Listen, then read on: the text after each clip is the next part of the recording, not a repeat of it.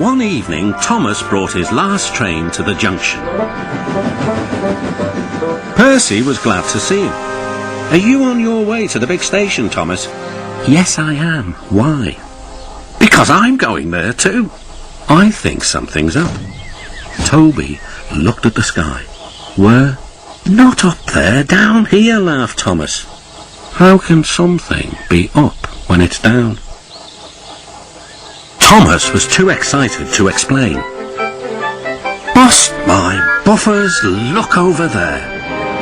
Mavis, Boko, Bill, Ben, Donald, Oliver and Douglas paraded past." "Good evening, you three," whistled Donald. "Aren't we all a fine sight?"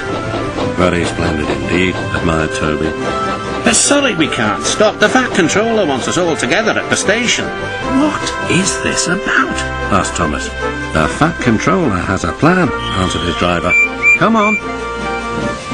So they followed the other engines to the big station at the end of the line.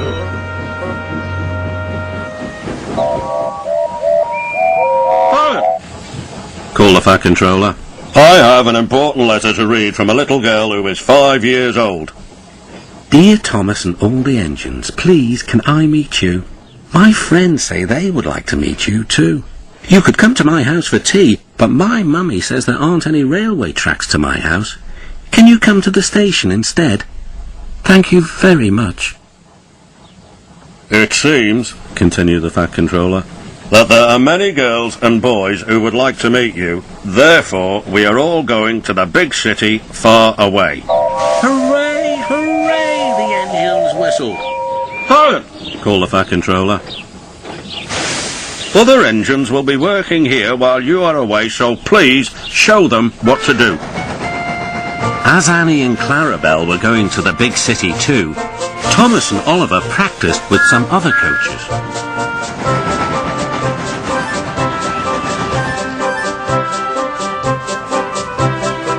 Thomas grew more and more excited.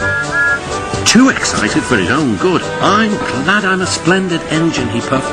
"The Fat Controller thinks I'm really useful. I had a race with Bertie once. I whooshed through the tunnel and stopped an inch from the buffers." Then Thomas made his mistake. "Just like this," he boasted.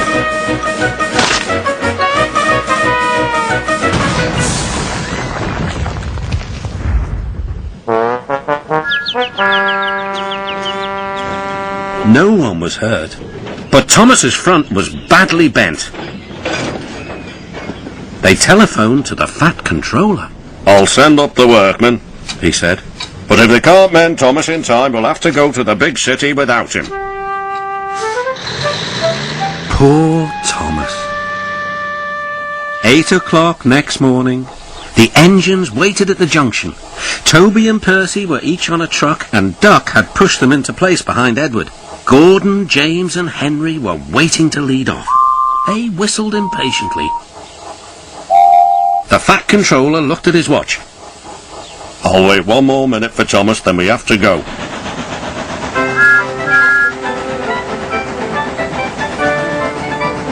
"Oh, thank goodness you're still here," panted Thomas. "I hope we're not late, as it's just after 8. The guard blew his whistle and waved his flag. The engines cheered. "Look out, big city, here we come!" And the cavalcade puffed away.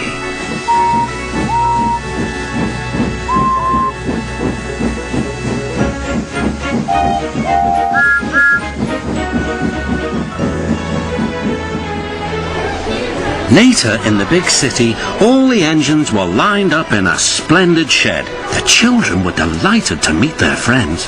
"I'm glad the little girl wrote to us," whispered Thomas to Percy. "Isn't it wonderful? What happiness a letter